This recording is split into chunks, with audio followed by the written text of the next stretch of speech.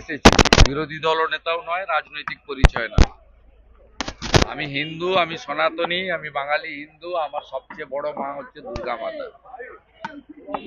মায়ের শোভাযাত্রায় বেরোবো, মুখ্যমন্ত্রী বসে থাকবেন, তার সামনে দিয়ে মা দুর্গা হাঁটতে হাঁটতে যাবেন, আর পদ্ধতি আলাদা।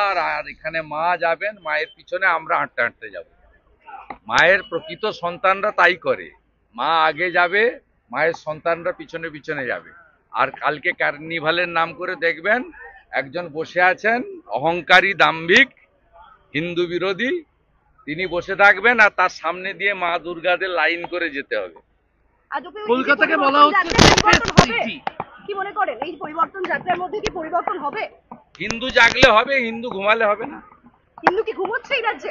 এই রাজ্যে কি হিন্দু ঘুমোচ্ছে? 100-র মধ্যে 54 জন হিন্দু মমতা ব্যানার্জির বিরুদ্ধে ভোট দিচ্ছেন। সেটা কেন? 100 জন না, এখানে রাজনীতির কথা বলবেন কেন? এখানে হিন্দুদের বাঁচার লড়াই, হিন্দুদের ঐক্যবদ্ধ হতে হবে। অন্য ধর্মের প্রতি শ্রদ্ধা রেখো। যত না অন্য ধর্মের গুরুরা, অন্য ধর্মের লোকেরা করে, তার থেকে বেশি সরকার আর পুলিশ করে। এই সরকার হিন্দুদের উপর অত্যাচার করে, এই সরকারকে সরাতে হবে। উত্তরপ্রদেশেও অন্য ধর্মের লোকেরা তার ধর্মচারণ করে, কোথাও কেউ বাধা দেয় না, যোগীজি ব্যবস্থা করে দেন, পুলিশ সহযোগিতা করে, এটাই নিয়ম, সব ধর্ম থাকবে। কিন্তু এখানকার সরকার একটা নির্দিষ্ট ভোট ব্যাংককে দেখানোর জন্য সরকার এবং সরকারের পুলিশ এবং মুখ্যমন্ত্রী নিজে করে, বাঁ হাতে ফুল ছুটছেন, পিতৃপক্ষে উদ্বোধন করছেন, কানের সাইড দিয়ে কাপড় সরিয়ে কি বার্তা দিচ্ছেন আপনি? বাঁ হাতে ওরকম ফুল ছড়ে কেউ? রেখা গুপ্তকে দেখে শিখুন, আমাদের দেখে নাই বা শিখলেন?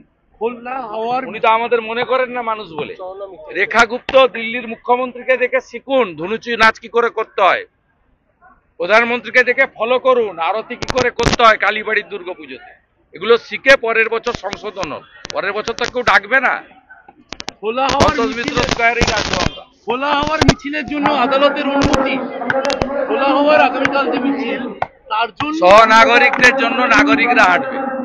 সেই জন্য একটি রাষ্ট্রবাদী এনজিও, যারা নরেন্দ্র মোদীজির ভক্ত, রাষ্ট্রবাদের ভক্ত, দেশপ্রেমের ভক্ত, হিন্দু সংস্কৃতি, সনাতন সংস্কৃতি, ভারতীয়ত্বে বিশ্বাস করে, তারা ডাক দিয়েছেন। আমি নাগরিক হিসেবে আসবো।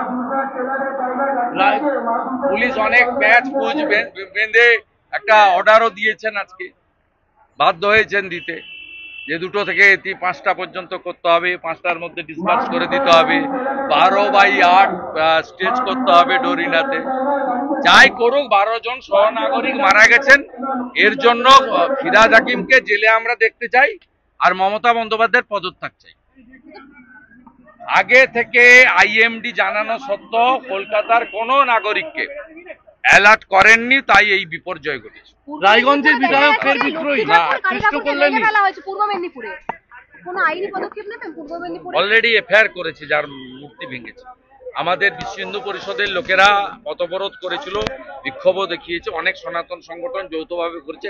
উৎসবের মরশুম গেলে আসামিরা যদি গ্রেপ্তার না হয়, তাহলে তো ব্যবস্থা নিতে হবে, নেওয়া হবে। চলুন